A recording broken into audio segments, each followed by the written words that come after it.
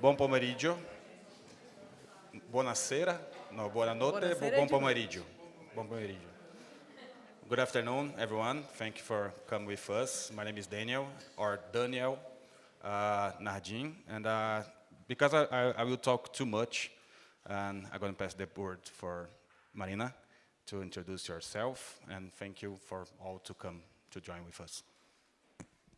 Hi, everyone. Good afternoon. It's a great pleasure being here with Daniel. I am Marina Dias. I have been working at Agência Publica for the last 11 years. Agência Publica is the first nonprofit investigative journalism newsroom in Brazil, and we cover human rights violations of all kinds. And here today, I'll talk with you about our work covering social environmental issues and also social environmental issues in the Amazon. But first, we'll have Daniel to present himself and Amazonia Vox, which is an amazing project. Okay, I will stand up, and first of all, sorry about my English, it's terrible, but I prayed for the Holy Spirit of Pentecostes to speak in different languages, and I hope you understand me. And I'll start with this, and I made like just 50 slides, that's okay. But and I like this picture because it translates a little bit of our project, because, okay, wait, one slide per slide. So, talk a little bit about me. I'm a journalist, and I say, buon pomeriggio, piacere, sono Daniel. And I'm a journalist with 20 years of experience, living in Amazon since I was 9, because I born in Piracicaba, a small city in the country of Brazil, in country of São Paulo state, but I moved to Pará state when I was 9. And I'm a ICFJ Knight Fellow until May, and for 1 year.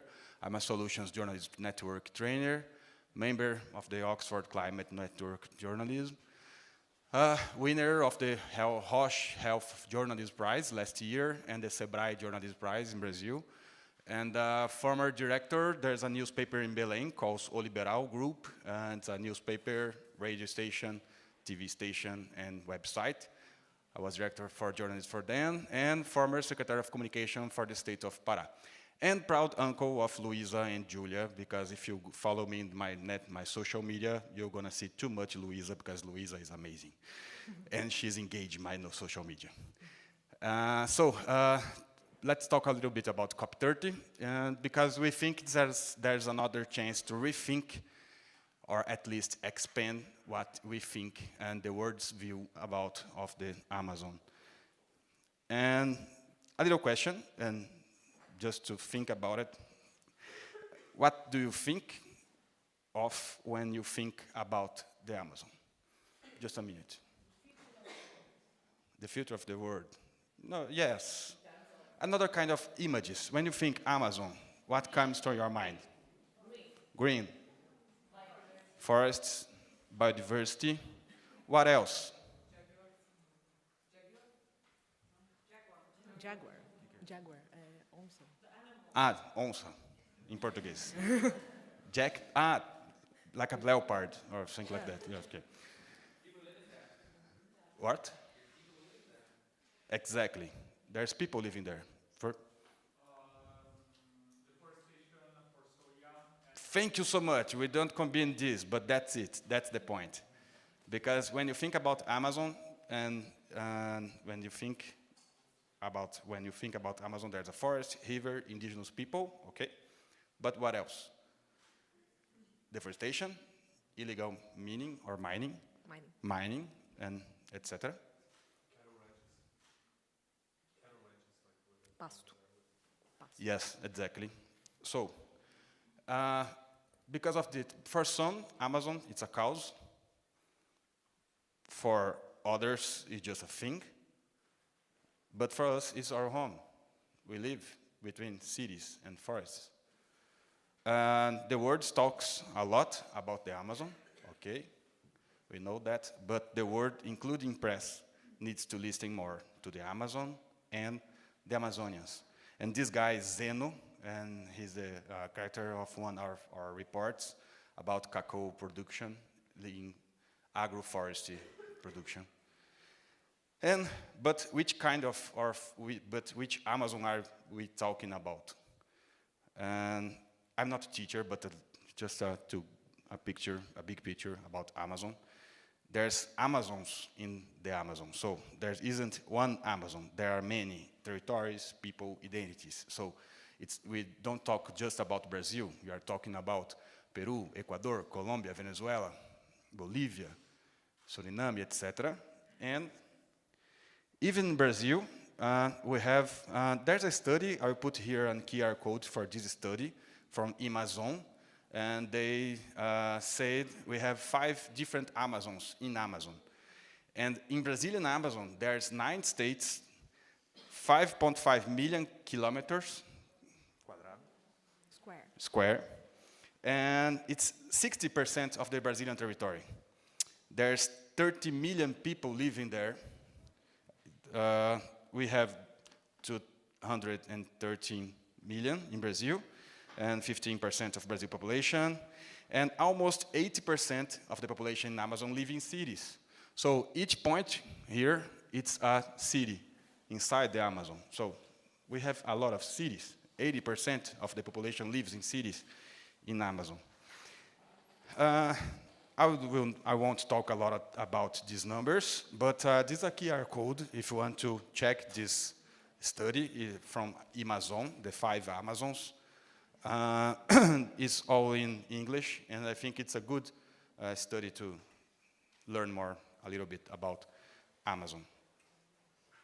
You are take picture? Okay. Just kidding. Okay. 5, 4, 3, 2, 1. Okay. Sorry, you got it? Okay. So, about the urban Amazon, we have, like I said, 80% in people of the population living there. And I live in Belém city, and Belém is the capital of state of Pará, and we have a lot of problems. But before that, it's important to understand that, the Amazonian paradox. You're gonna hear too much about that. There's a paradox because we have a biodiversity, but under the trees, there's too much inequality and low social development. GDP per capita in Amazon is 50% lower than the national average, and it's not good in Brazil.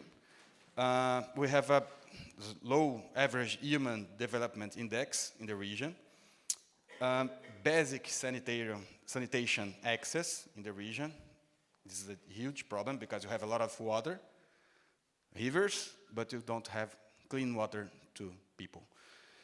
And infant mortality rate, like these numbers, 20%. And this last number is one of the numbers we discovered when we done a report about prenatal care in Amazon. And we take a look to the public numbers, and if you look to the 100, the most worst performing cities in Brazil, 95 of the 100 worst numbers in prenatal care in Brazil, they are all cities from Amazon. You understand me? Okay. And like I said, clean water access is a huge problem. We don't have too much doctors. In Amazon, it's the half of percentage in Brazil. We have problems with school dropout, etc. And what about COP? Let's tell you just a bit, really little bit about Belém. And como é que é a geração Z? A gente é geração Gen Z? Z. I'm gender Z, so this may so, but it's okay. And so Belém, the capital state of Pará. And one of the problems, we have elections next year, and the new mayor in Belém changed the slogan city. Each year they change the slogan of the city. And the slogan for this year, for this new mayor, is Belém, the capital of Amazon. This is not true. This is a fake news. This is disinformation. And if you put in the Google, what is the capital of Amazon? Maybe you're gonna find the website of Belém City and says the capital of Amazon. It's not true. Amazon have 9 states, 9 capitals, different capitals, and Belém is just the capital of the state of Pará. And for someone here gone to Belém in November this year for the COP30? Yeah? Okay, I can make a good price in my house if we can talk. And and we have equatorial climate, high humidity, and significant rainfall throughout the year. In November, usually rains a lot. Usually, because last year don't rain too much like every year. Because of what? Climate changes. And for example, there's an expression we don't use anymore, but in Belém, oh, rains too much. We don't have 4 seasons. We have only 2 seasons. In one season, rains every day. Another one rains every time. But every day rains, you know. But it's different, a little bit different now. We have indigenous presence long before Portuguese colonization, and when they start the colonization in Brazil. Belém have more than 400 years. And there's a lot of presence and influence of Afro-Brazilians, black people in Belém. So when you think about Amazon, you remember indigenous people, okay. But also we have black people history. And I'm a white man, I'm not indigenous, I'm from, my grandpa comes from Italy, etc. And well, they say comes from Italy, who knows. And so there's a diversity of population in Belém. And today we have a rich mix of different cultures with indigenous descendants, Afro-Brazilian, migrants, and other regions. And from Japan, because in Brazil we have a huge colony, immigrants from Japan. And in Pará state we have the second biggest community from Japan in state of Pará. Oh, really? Yeah, the second one. After São Paulo is Tomé-Açu. I'm A from small Londrina. city. There are lots of Japanese descendants there. Well, we say it's the second. That's yeah. So Belém, Belém's like the many big cities around the global south. So we have a lot of problems with traffic, waste management problems, deep social inequality, ongoing public safety concerns, and for COP30 day, the politicians say we're going to have security reinforcement and support and training for small entrepreneurs, for service like food, mobility, etc. And in this moment, hotels they are expanding capacity to receive all the tourists, all the negotiators, etc. for COP30. And just a tip, who is looking for a place, it's so expensive at this moment, but I wait a little bit, like 1 or 2 months, because the price will go down, because just a hype is just, everyone wants to receive money for that. And some contrasts and controversies about our city, about the COP30.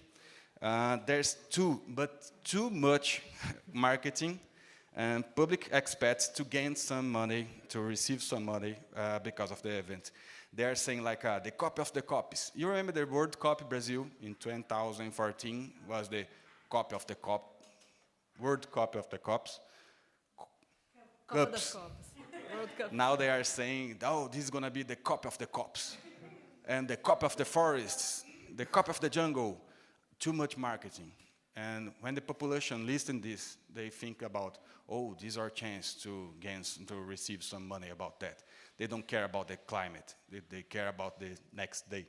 Because there's an expression in Brazil, we say, like, there's some people who needs to sell the lunch to buy the dinner. So there's too much poverty in Belém and in Amazon, in Brazil, and maybe it's opportunity.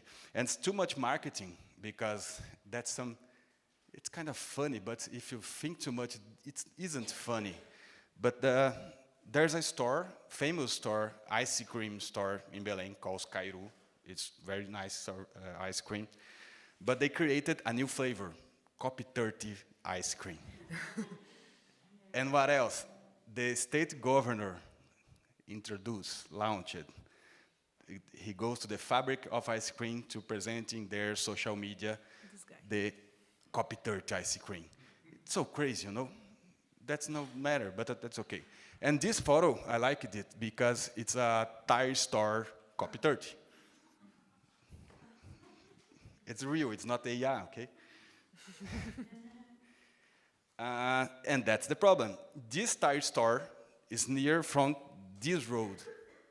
They are building a new road, a new avenue. They are duplicating this avenue called Marinha Street or Marine Street. They are duplicating it to give better things to mobility in Belém. And you can see there's a deforestation to create this new avenue. And there's a lot of problems. So new public works with a lot of problems and polemics. And we have this avenue, like I said. There's another one, BBC shows, like the Freedom Avenue, Avenida Liberdade, but isn't for copy 30, okay? It's another one. But this one in the picture, Marine Street, they are duplicating it, yes, is because copy 30. And there's a sanitation works focusing downtown, in the center of the city, but the community is questioning it because they are creating sanitation work system for center of the city, but the community is saying like, okay, they are doing this in the center of the city, but they are just they are just put their in basic sanitation in the community. And they are not doing the system Yeah, of they're sanitation throwing the sanitary waste in the community, communities. and like a poo. Yes. But it isn't like that. But for community, sounds like that. That's the problem, right? The community are not being listening about that works. And every week we have a new polemic, a new trend about the works in Belém for copy 30. The last one was this tree made from construction waste. I think it's important because they are reutilizing, but the way they publish it is like, we are building artificial trees. Eco trees. Eco trees in Amazon. So. Yeah, the worst news is always the next one. Yeah. But I think it's really a good idea because it is already waste from construction. But the way they publish it, using too much marketing again, doesn't work. And there's another problem. So artificial trees in Amazon, there's a bad idea. That's okay. Just to situate you, the main venue for the event will be in the Parque da Cidade, or City's Park. Former local airport was already planned to become a public park, but the project gained momentum with funding linked to the event. This park is located near in the current convention center, one of the large enough to host some kind of events like this. So here we have the map, already published about the place will host the COP30, and this seta. Como é que é seta? This yellow thing in the map, arrow. You can see the place, and Belém is all of this. And for who knows where is Belém, the north of Brazil. And we have a lot of problems. I think this is most important because Brazil seeks to international leadership in transition in climate changes, but Brazil has a lot of homework to do. One of them, in this moment, there's a political pressure to approve oil exploration licenses in the equatorial margin near the Amazon region. So this is the map, and in this right side, you have this thing in yellow. All of this is the margin equatorial, they want to explore oil there. So how can you say to the world, I want to lead you to energy transition if you want to explore fossil oil? It's a contrast, right? So, deforestation rates in Brazil are decreasing after the Lula government and Marina Silva, the Ministry for Environmental, it come better, but it needs to reinforcement and monitoring all the time. It's a constant challenge. And indigenous people demand greater leadership and co-presidency of COP30. The president of COP30 in Brazil, it's Ambassador André. I forgot his André last Correia name. do Lago. André Correia do Lago. But organizations like COIAB and PIB, from indigenous people, they are asking for co-presidency of the COP30.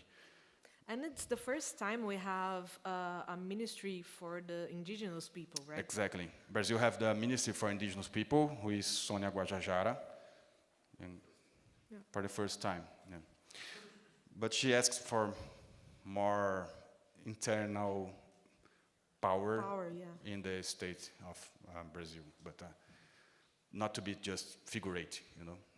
This is a question. So the situation is complex, full of nuance and bias. That's why listening to Amazonian voice matters, and not just for COP, but before and after. So local voice must be at the center of the narrative. And our home has many voices, but we also have solutions. Remember the question, what do you think when you think about Amazon, forest, rivers, etc., and deforestation, illegal mining, etc. If you just think about that, and here we are in Europe, the kind of information you receive from us, from Amazon, is think just like that, maybe you think like, they have a rich biodiversity, but they don't know how to deal with it. Let's go and save Amazon. No, you don't need to do it. Just support the local communities, and they are doing something. And yes, Houston, we got some problems. We also have problems, but telling stories of problems through the lens of local voices and community-led solutions is our, and when I say our, is Amazonia Vox, and I will show a little bit of our project finally. And that's why solutions journalism in Amazon matters. And one of the proposals, this is the one of the proposals of Amazonia Vox. I will sit here, it's better for me. Like those guys. Yeah. Let's see. Andrea, right? Your name? Andrea? It's not Bocelli, but it's Andrea. And okay, perfect. Okay. And so this is the video about Amazon Vox. It's 40 minutes. No, I'm just kidding. It's just 1 minute.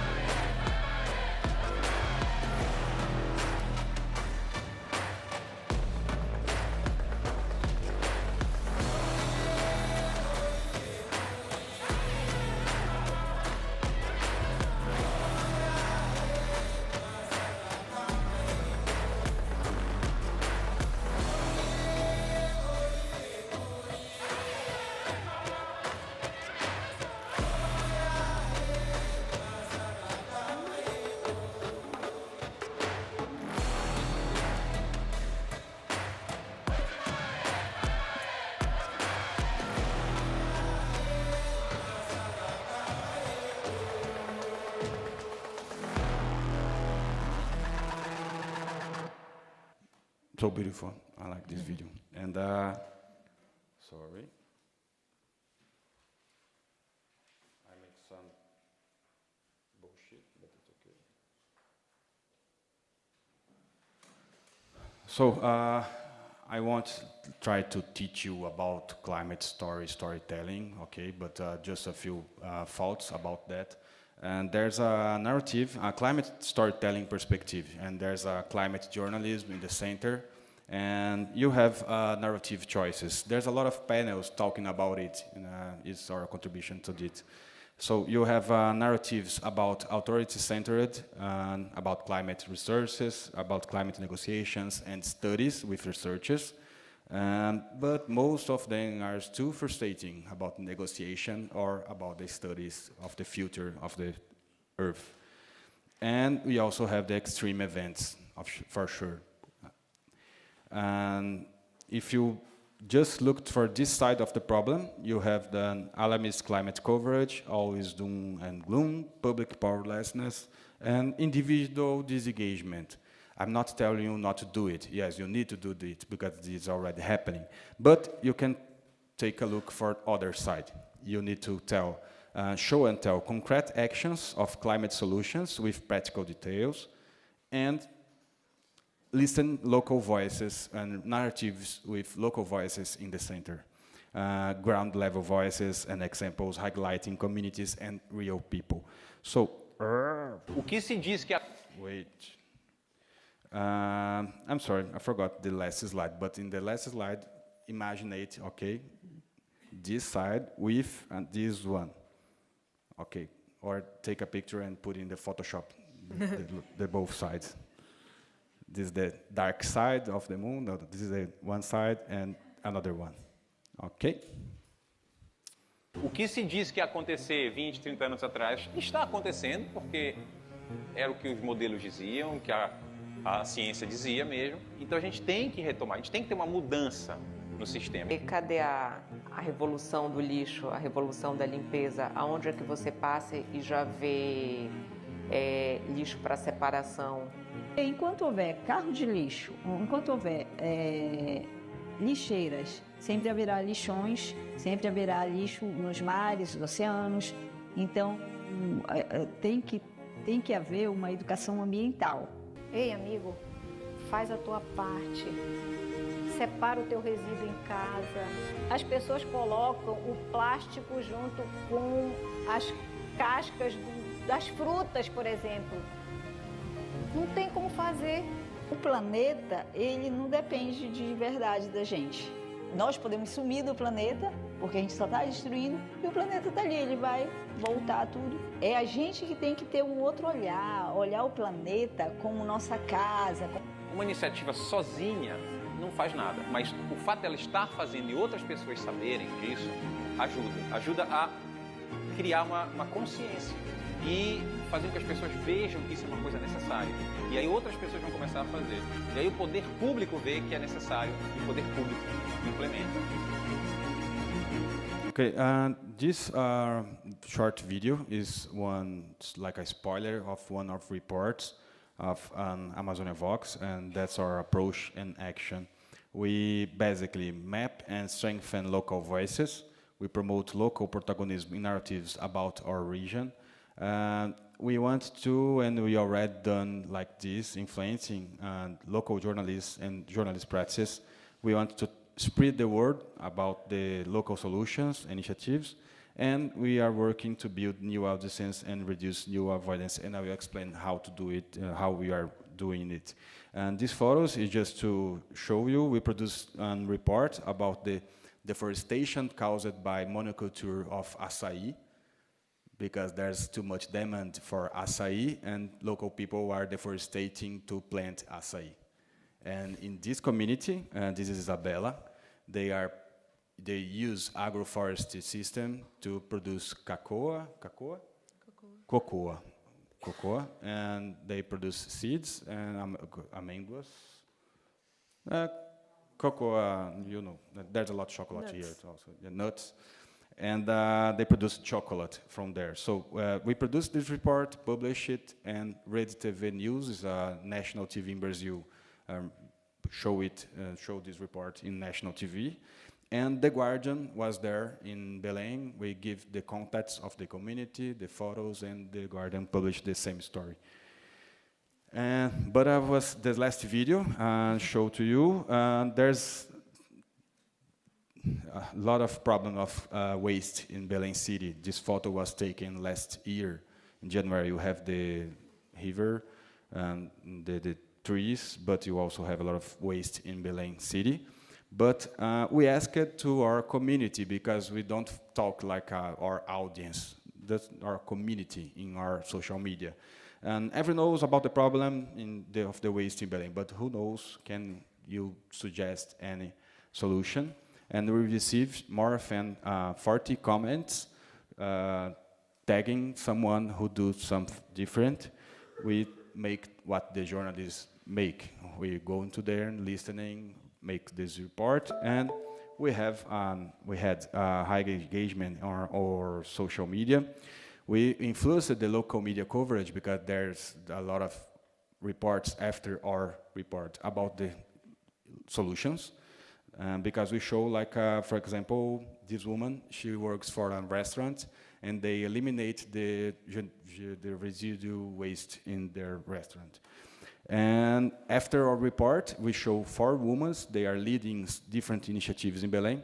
All of them was invited to speak in different public events. So this kind of impact, I think, is so important, more than just numbers of audience. Another good story, when there's a call for story pitches about early childhood come up from the Dart Center at the Columbia University. We applied for that, but for sure, it would be more easy to focus on problem.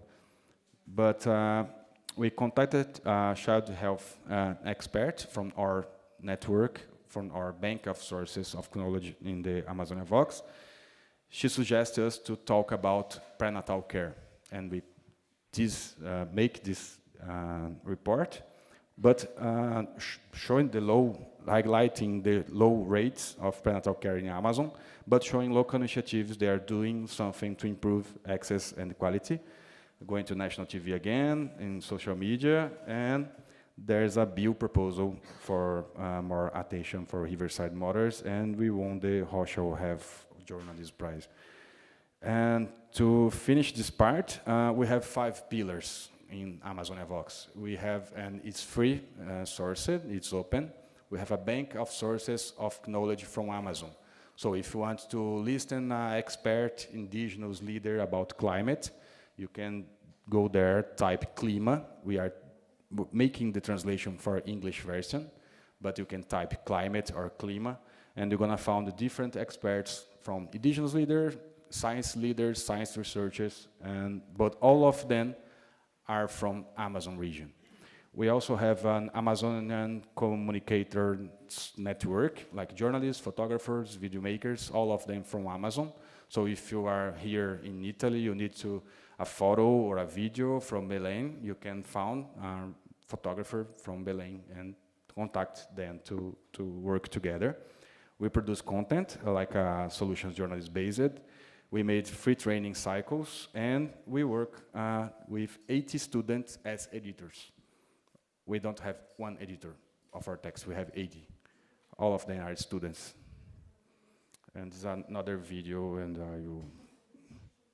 Uma coisa que eu achei interessante foi o fato de isso ter realmente ter sido considerado, né? Que somos adolescentes. Normalmente as pessoas olham pra gente, tipo, desconsideram tudo que a gente faz, fala e almeja, né? Eu acho que foi bastante bom para nossa aprendizagem, que principalmente as coisas que estão acontecendo atualmente, né, no mundo, esses negócios de aquecimento global. E acho bastante bom para nossa aprendizagem. Até porque o jornalismo é muito importante para a população. Foi muito bom, né, para as pessoas ficarem por dentro do que está acontecendo na Amazônia e do aquecimento global e tudo mais. Uma experiência única que várias coisas vieram a se esclarecer na minha mente, porque, cara, foi um vocabulário totalmente diferente. Realmente pegaram o que te modificou para fazer as pessoas entenderem. Eles não só iludiram, eles realmente fizeram a mudança. Achei muito interessante o editor do jornal aceitar as nossas edições para botar no jornal dele. Isso foi... Eu me senti honrado e todos os meus amigos com certeza sentiram a mesma coisa. E é isso. And I believe it's so important because, okay, this panel is to talk about copy 30, etc. But for who we are talking about? We need to create new audiences. We need to put more together the public and their audience, not to make journalists for only journalists. And I think this initiative is just one thing, but maybe can be replicated. May I show this 1 minute video? Another one, so beautiful, and I will cry again, but it's so funny. No, it's not funny. It's you understand? Não é só prêmio, mostra... Okay. Just a minute. We recorded this video with these students because all of them comes from public school, and their parents are workers and they don't have too much opportunities in their lives, and they are editors of our website, And when we won the prize, the teacher recorded this short video. Muito além de um prêmio, mostra o poder da escola pública, de uns alunos de uma escola pública, mostra o valor deles. E em casa, quando eu vi o vídeo da Amazônia Box, o vídeo do prêmio que a gente ganhou, né, que a Amazônia Box ganhou, eu fiquei muito feliz. Vox, eu mostrei para todos os meus familiares, família, e naquele momento eu tava com todos os sentimentos bons que alguém poderia imaginar. Quando ela ganhou realmente o prêmio, eu confesso que eu chorei de emoção. Eu chorei de emoção por ver a força da escola pública, por ver a força dos alunos, que a gente consegue, sabe? Então, eu quero dizer que é independente se é uma escola pública, se é uma escola privada, se é profissionais que estão editando, o que importa é o poder da educação. É essa palavra que eu tenho para dizer, educação. A educação pode transformar vidas. E quando os meus pais ficaram sabendo, quando meu vídeo apareceu lá na Universidade de Colômbia, né, meus pais ficaram super orgulhosos, ficaram super felizes de ver o filho deles lá, né, por mais que seja um vídeo, entende? Mas já é um começo, assim, para algo grande que vem na minha vida, na vida da professora Marcela, na vida de todos os meus colegas que fizeram a atividade junto com a gente, entende? Então é isso, simplesmente incrível, é um prazer estar participando de tudo isso, né? E quando eu recebi a notícia do prêmio, eu cheguei em casa, dei um grito tão alto, tipo, pai, eu consegui, eu realmente consegui.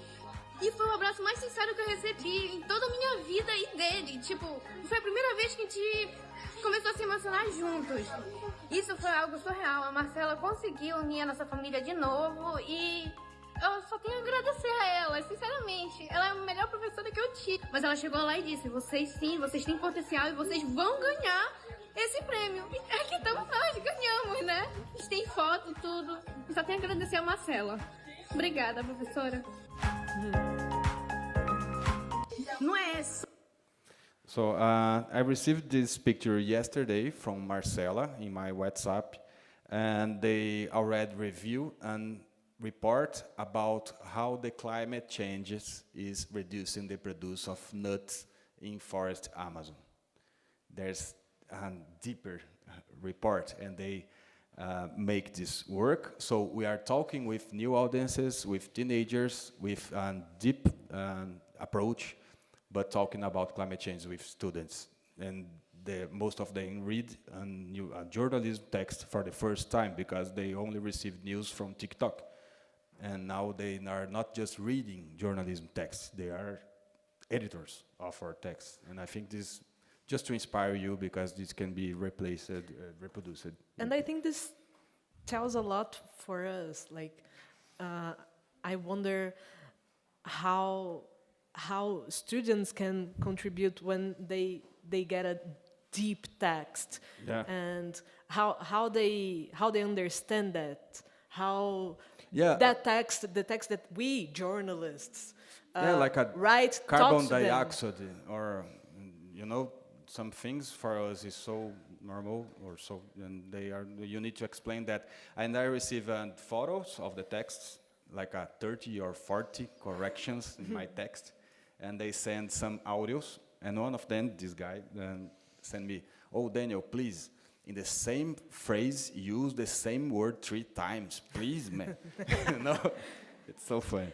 And she writes to me like, "Today I reviewed the text with the boys. You can't imagine how sad it was. And the teacher Marcela is so beautiful teacher." And she writes to me, "Oh, you don't know how it's so important for them." So, and I believe that's it. We need to do more journalism for people, not to algorithms or trends or other journalists. So, and I will finish to pass the word to Marina. It's so strange, but pass the word, and to listen some questions from you about Belém, Brazil position. But to be honest and transparent with you, we only used AI images on this presentation. But it's our AI, Amazonian intelligence. Got it. And special thanks to photographers Marcio Nagano and Jennifer Bandeira, who made these beautiful pictures. And special thanks because I don't pay them for it, but okay, just kidding. And thanks, grazie mille. My network, Daniel Nardim and Amazonia Vox. There's my WhatsApp and email. I have some stamps from Amazonia Vox to give to you, because that's it. And now with Marina. Okay. Well.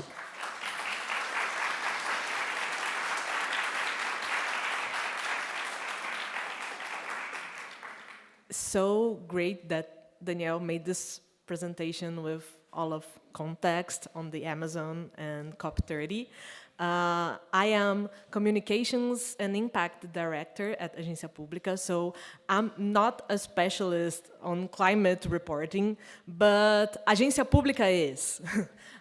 We have at Agência Publica, which is the first nonprofit investigative journalism agency in Brazil. We now have a team of reporters for covering climate change. So, well, our social environmental coverage has always been a priority for us. Publica exists since 2011. We have won more than 80 awards. And as we said, we cover human rights violations, and always from the perspective of the people that are the most affected. And this is so important when we talk about climate change or social environmental issues. There's one thing that really bothers me on Brazilian coverage of fires in the Amazon or the Amazon. Like it's just forest and animals, and it's not. There are people, there are different populations that live in the Amazon, and if the Amazon is still or kind of there still, it's because of those people. They fight for the forest, and protecting the Amazon is protecting these people, first of all. So our social environmental coverage parts of this point, always from the people that are the most affected. And since the beginning... I passed the slides. Okay. Just tell me. But that's okay. Yeah.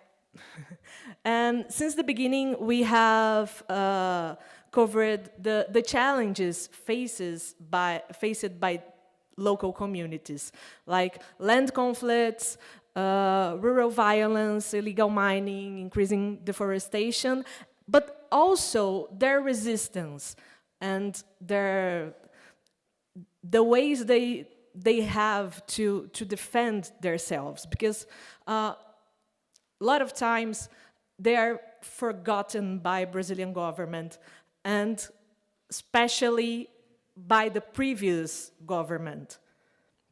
So, yeah, and I told you that since 2022 we have this team fully dedicated only to climate change.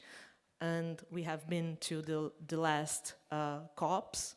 I think this is the 4th COP we are covering in loco. And now it's in Brazil. Well, go on, please.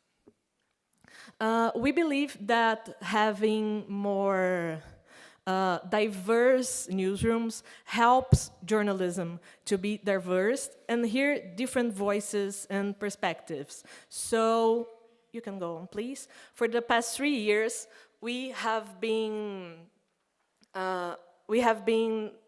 running a training program for indigenous reporters. You can go on.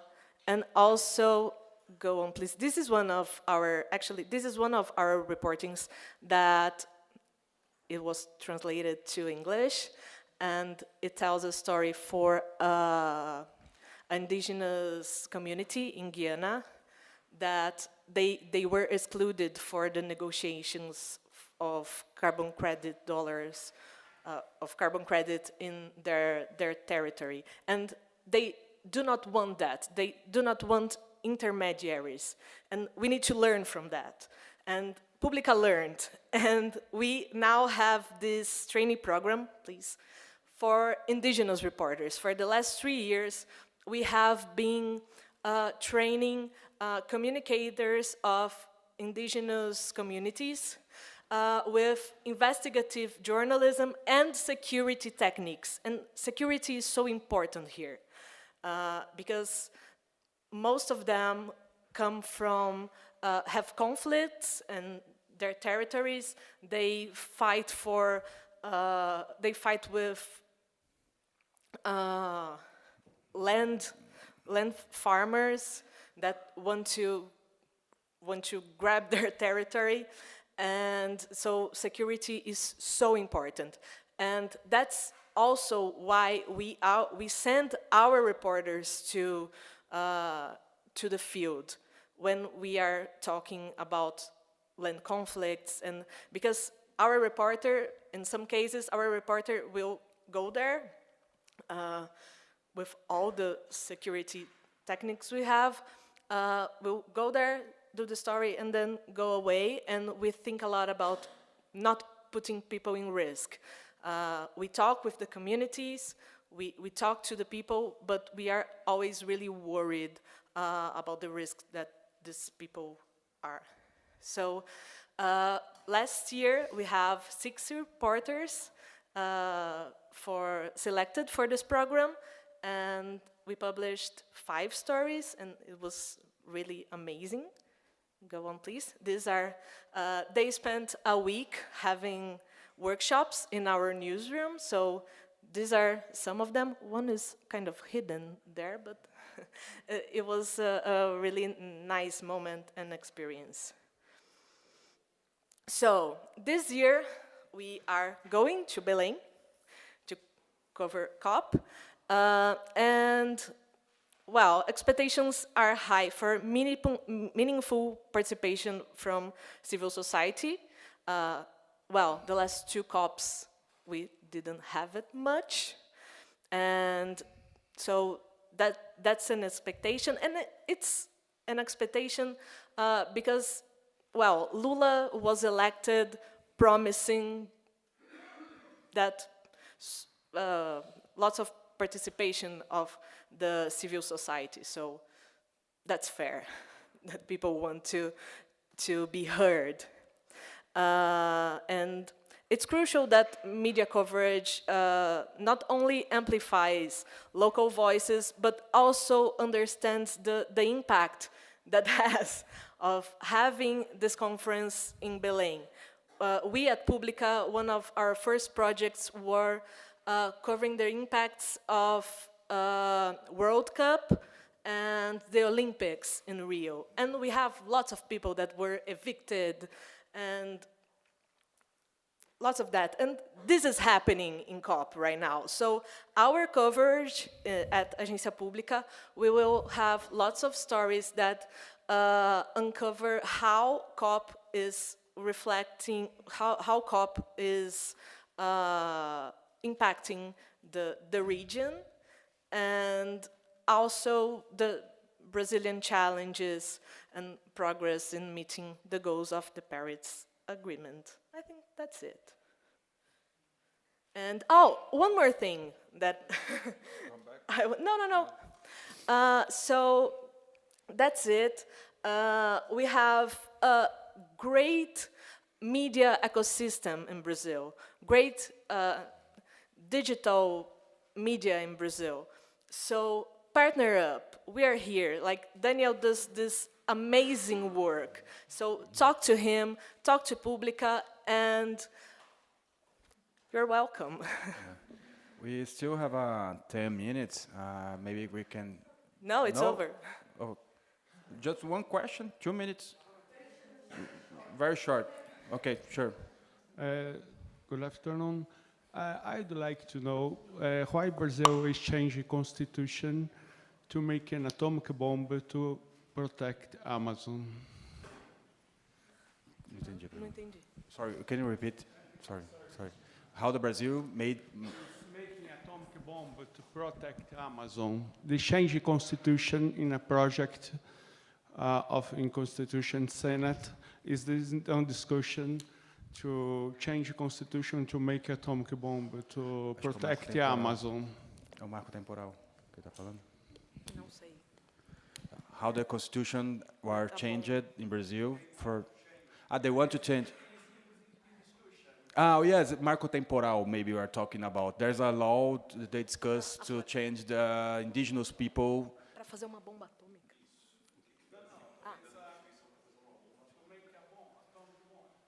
I'm sorry, but I need to research about that. Yeah, you need to enter in Senate. It's a Oh, maybe it's one senator proposed it and will be in discussion, maybe. Because there's a lot of crazy senators in Brazil and around the world, maybe. We don't have too much time that they are asking for leave. We can discuss and discuss after the day. Okay. So, guys, just thank you and thank you for coming. When you are going, and I really need to talk about it, you are going, that just grateful because in 15 months ago, I lost my dad, and thank you for them, so watching me from the sky. Thank you.